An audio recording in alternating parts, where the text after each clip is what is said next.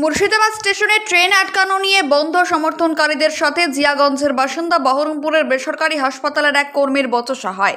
কাজে ক্ষতি হচ্ছে বলে দাবি করে বিজেপি কর্মীদের উদ্দেশ্য করে 500 টাকা ক্ষতিপূরণ চাওয়ায় পরিস্থিতি উত্তপ্ত হয়ে উঠেছে।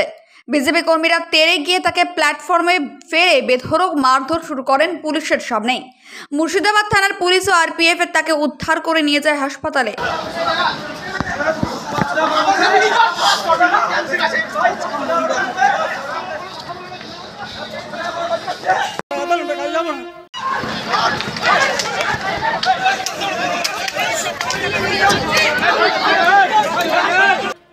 কথাই বলেছি আর কিছু যাচ্ছিলেন আপনি? আমি যাবো দিশা হসপিটালে কাজ করি। কারা মারলো আপনাকে? বহরমপুরে। খালি আমি এই কথা বলেছি যে আজকে তোমাদের কাজ বন্ধ করেছিলেন। আমি বললাম যে আজকে তোমার কাজ বন্ধ, তাহলে আমাদেরকে 500 টাকা দেন। আচ্ছা, তাহলে আমরা কাজ যাবো না, এই কথাই বলেছি। আচ্ছা, কথা কিছু বলিনি। আপনার নাম? আমার নাম রাজু বাবু। বাড়ি কোথায়? বাড়ি জিয়াগঞ্জ। কি করেন আপনি? আমি দিশা হসপিটালে কাজ করি।